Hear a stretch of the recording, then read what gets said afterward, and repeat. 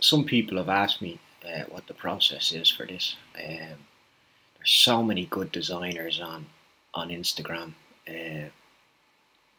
Well worth following their pages, to be honest. They're really high class templates available, and people are creating their own. Um, this subculture has moved on a lot in the last 5 years. Places like uh, Design Football and those other pages have, I don't know, I always felt that they were struggling because they just weren't user friendly, and there was a lot of, you have to be a member to comment on shirts, and it just, I don't know, people with a sense of, you know, it's bigger than it is. At the end of the day, it's just a bit of fun, you know. Um, these things usually take me about 10 minutes, maybe 15 minutes. I usually have an idea before I start. And what I'm going to do here, I'm just showing you the different options available.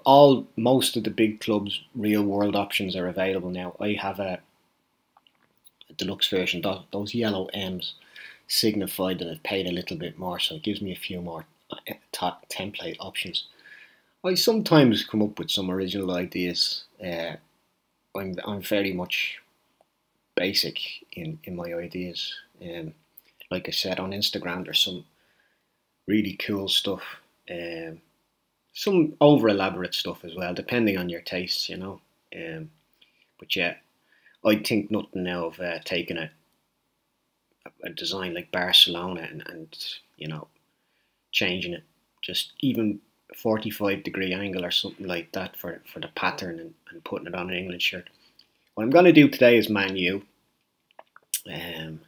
So as you can see here, I'm just putting the basics in place, and that's what I usually start with. I usually just get their colours right as best I can, and then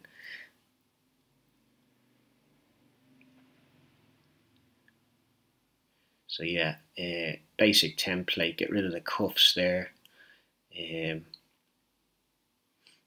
then I'll change, what will I change? I'll change the sponsor, yeah. So every sponsor you can think of is in there, really. Modern sponsor, and even a couple of the old ones. So I'm going to have great fun doing a League One shirts from the 80s pretty soon. I don't think the likes of Eurest or Europe 1 will be in there, but I'll find out soon enough. So obviously I've gone for sharp here. I just think, similar to Carlsberg, you're never going to get better than that. Just the shape of the letters, it just works so well, you know. The ones they've had since, like from Vodafone onwards, they've just been gradual decline. AIG in a box, very, very, very naff. So yeah.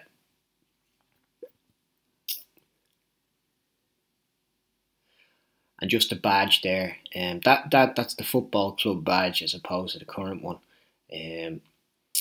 So yeah, they're fairly accurate. You would have seen that particular badge on the 92 to 94 shirt. So what is still a football club, and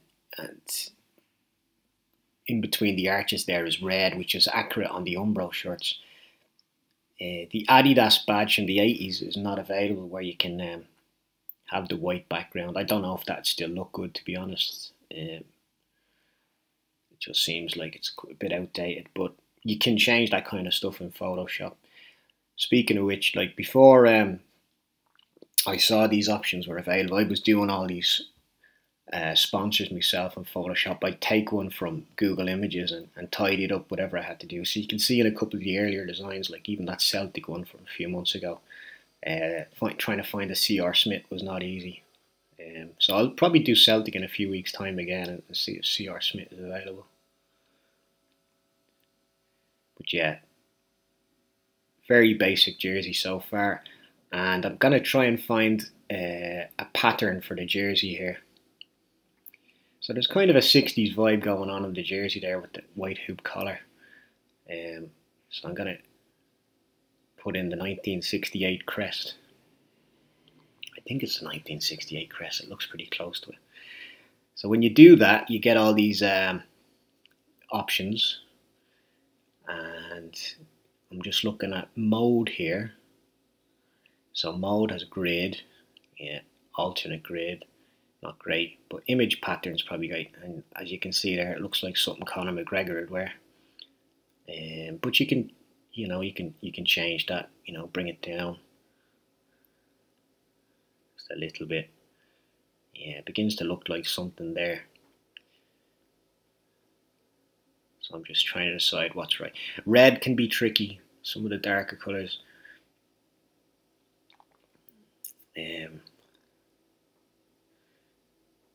And then the size. So yeah, I think that looks pretty good.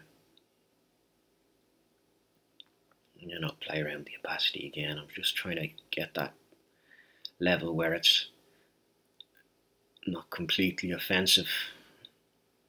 Don't want it to look like you got it in the Sunday market. I don't know if 8's strong enough. Maybe it is. Change the shorts to white. Get rid of that hem. Yeah. And the socks. Oh yeah, I'll just change the shorts there as well. I'll go for black socks. I know it's kind of a 1960s tribute here, where they had red socks back then. I have a British Lions thing going on there. But yeah. Now, band around the top is fine to a point, but then you cannot really put detail in when you put band around the top. So I'll just show you what I mean here.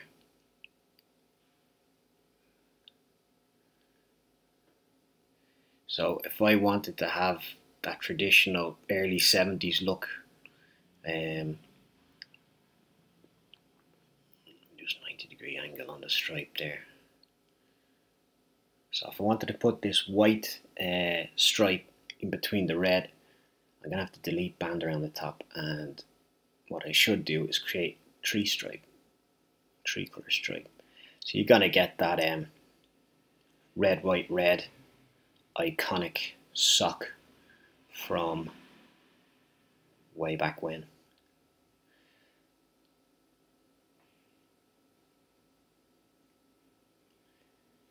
Yeah, I really enjoy not using the traditional Adidas elements, especially for their bigger clubs. I'm just going to bring them up to the top for the band, as they say. So you can see it just goes right over the band there. That looks pretty good, I think. I will say, if you're going to add stripes, you should do that all at the beginning. So Adidas have a few templates. They have actually quite a lot of them now, even some from the 90s, the old Liverpool / Bulgaria, Romania, three stripes on the hips. That's available now. You've got options there, 3 stripes on the sides. So I'm going to add this one. And you see, when I did that, I immediately lost my pattern on the jersey. So it's gone to this kind of pin dot type thing. So yeah, if you're going to do a pattern, you should do the pattern last. You should get your stripes in first.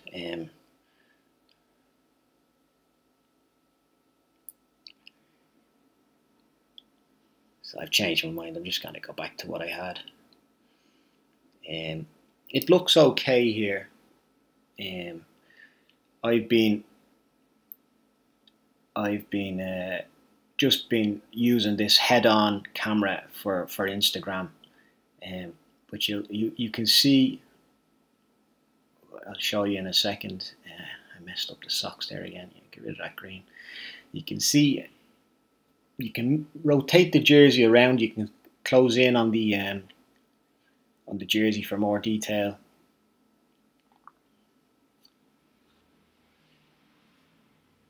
And a lot of people do that. They can do a sort of collage of their images. You can see the 60s crest is in there. Looks quite good actually.